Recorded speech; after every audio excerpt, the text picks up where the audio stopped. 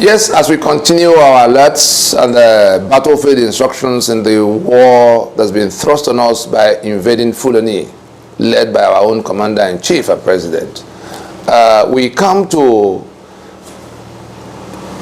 responding to the flurry of inquiries that are coming back to us from the videos, from the broadcasts that have gone out in recent time, in which we were tracing where things were coming from in terms of the terror that is upon us and the role of those who ought to be protecting us from the invaders, but who are now shown to be complicit, particularly the commander-in-chief and his, service, the military brass, more or less. We are now, this broadcast is to address some of the many recurring questions, many recurring requests for clarification. Our people must now be told we had to keep aspects of what we were doing below the radar for obvious reasons. But now we can explain to our people who are caught in that war in which their lives are now to be given up after their assets have been taken, after their sovereignties have been hijacked and confiscated by a constitution they did not make. Now, we've been in this situation for so long. We can all see that Nigeria is shut down from all fronts. The airlines, today will have been the first day of not finding any aircraft to take you to anywhere in Nigeria just because of aviation fuel. What is there in aviation fuel? Because the refineries that are supposed to be producing, are not working. Why are they not working?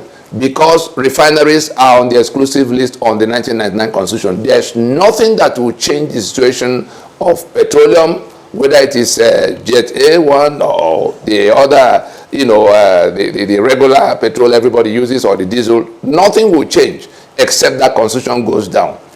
Nothing. As it is with refineries, so it is with electricity. We are hearing about tariff that will increase again.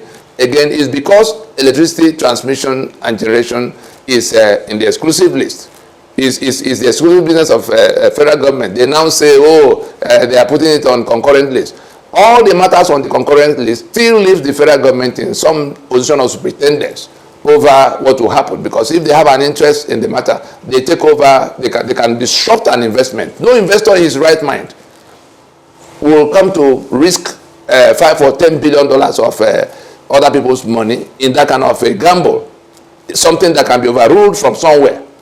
And so, whether we talk about refining or petroleum or electricity or even security, as long as arms and ammunition remain on the exclusive list, as long as police remain on the exclusive list, and you cannot extract just one. People are saying state police, state police. Those people who are talking about state police, where will the resources to fund state police come from when the economic assets are detained? The oil and gas assets of Niger Delta is in the hands of a federal government that is owned by the Fulani now. The ports of Lagos are in the hands of the Fulani. So where will Lagos find the money to run its police? So everything comes back to that constitution that tie us down in 68 places. That is what that exclusive list does. One is the electricity is one rope on the neck. Refinery is another rope by the waist. All this critical infrastructure, electioneering that puts everything in the hands of some people seated in Abuja, and all of that. So what we have come to tell our people is that the intervention they are seeing, what Ninas has unleashed in form of that constitutional force majeure, is the enforcement of a consensus that took over 20 years to build. The consensus against that constitution that was imposed by that caliphate. Look at this map behind. That constitution was imposed by these invaders when they first found their way to power through the barrel of the gun, toppling the constitution that we agreed at Lancaster House at independence. from that point in 1967, yes, there was a military, incursion in January of 1966. Young middle rank officers who were looking out for their country that was floundering 6 years into independence, tried to get rid of some of the political actors and bring back the man who won the election, the independence election, in their own,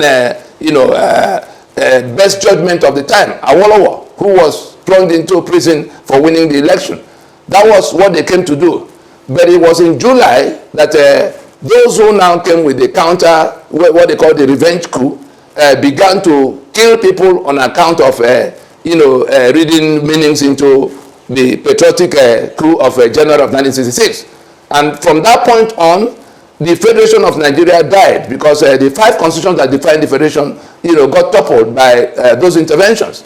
But progressively, instead of going to repair that situation, they went to Aburi to discuss, and they reached common grounds, and then the whole thing was thrown away when they came back. And from that point, it was one decree after the other, starting with the one on May 27, 1967, when Yakubu Gowon, pretending to be head of a federal military government, fractured the 4 regions of the time into 12 states.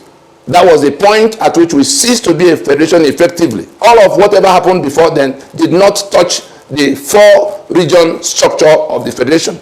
But those who are crafting all kinds of false narratives are now making it look like, it was Irreversibly that did everything. Irreversibly did not touch the structure of the federation. There was no federal government because the government, the civilian government of the time had been more or less, decapitated by the coups. And then it was a matter of setting up some kind of administration, something to hold things together on a temporary basis until things are sorted out.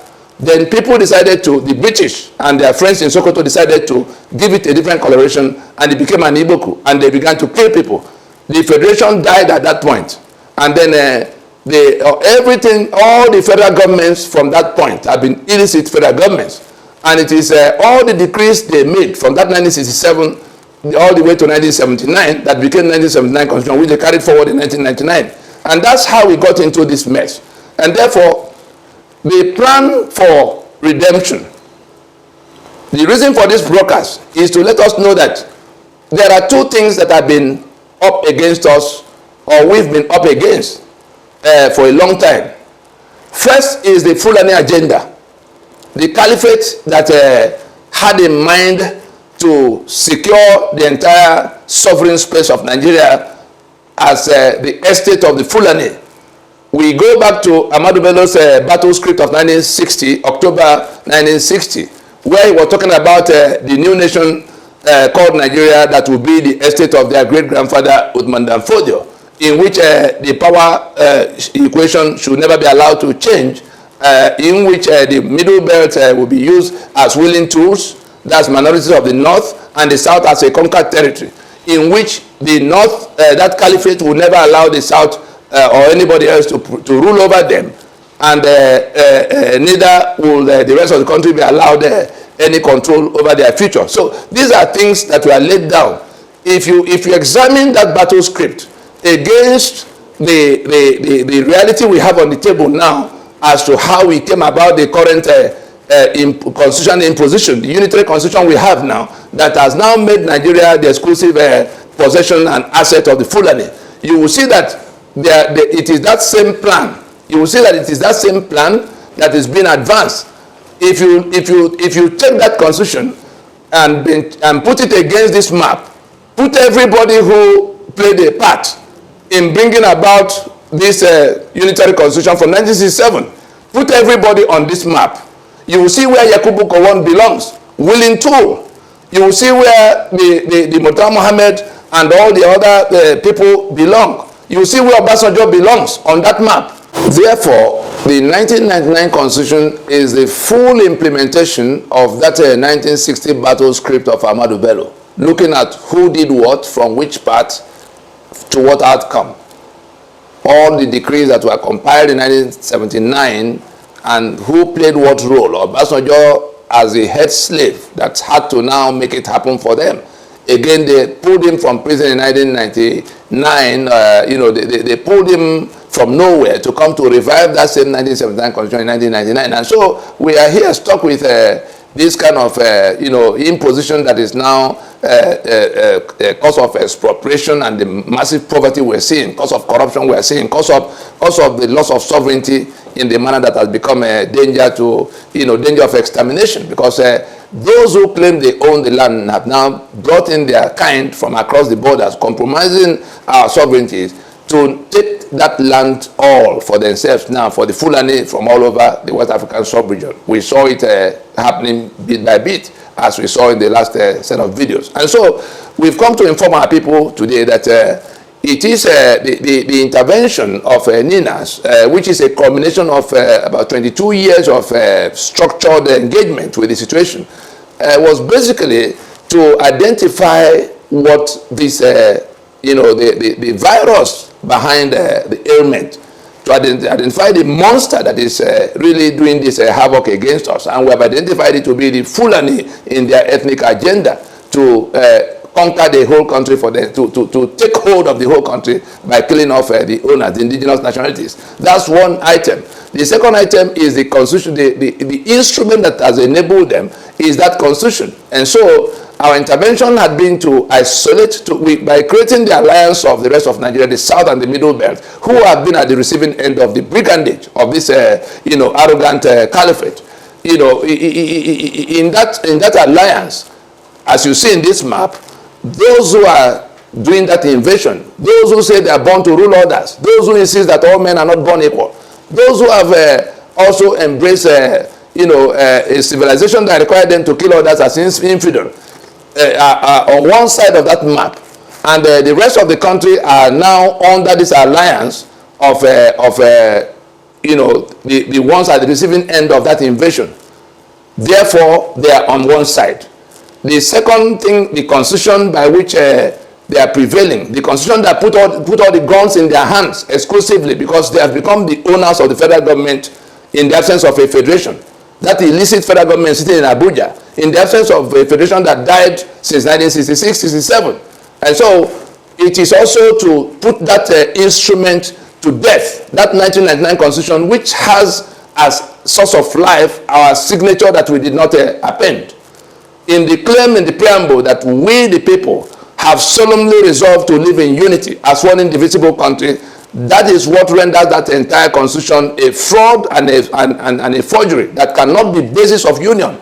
They were not anarchists. Therefore, we took the trouble to go to speak to all of those who were in that suffering. The Jaw, the Ogoni, the Yoruba, the Berom, the Tiv, and everything in between. In the course of all this last 22 years, you had when Pronaco happened, we called the whole country together, including the Fulani. Buhari was part of the Fulani delegation that came to that meeting, 2005, 2006. I was one of the conveners. It was Nahoro that led the charge, together with Professor Wole Soyinka and the rest of Ojukwu was in it, and everybody from every part. We went into the discussion of what do we do with this union that is floundering, this union that will collapse if we don't solve the problem. Everybody had been in agreement for what to do, because we knew what we agreed to do at the beginning. It's only the same people that have been standing on the opposite side of that decision to go and solve the problem. The same caliphate. And so we have now, you know, we undertook the processes to delegitimize that document by pulling our signatures off it. And that was why we got the 3 blocks in the alliance to go into solemn assemblies, to tell the whole world that they are not going to continue to live under that constitution that sees their sovereignty, that has their signature implanted against their will, for which their lands and their people are now, you know, held in bondage. And so we have succeeded. We've come to inform us today that we have succeeded in isolating that monster that have been tormenting us into the hopeless minority they are. We have also succeeded in asphyxiating, in taking the life of that constitution that enabled them. And where we are now is that those who have been at the receiving end, those who have been slaughtered in the Middle Belt, those whose assets have been seized in the Niger Delta, the oil and gas assets, those who own the ports of Lagos, those who own the limestone of Benue, everybody now has to stand up and enforce this victory, enforce this consensus we have built against that constitution by preventing the caliphate from dragging us to the next election to buy more time to continue their conquest. We have no stake in the election of 2023. Let nobody deceive you. They control the two-party platforms. They control INEC. They will print the PVC by themselves. They control the police and the army that will carry the ballots. The returning officer is one of them that will announce the result, and they will have a candidate in that fight. So at what point are you going to be competing with them? All of those from the South and Middle Belt who are buying forms to go to contest election, you are only validating the journey to election to enable that caliphate buy more time to continue their conquest.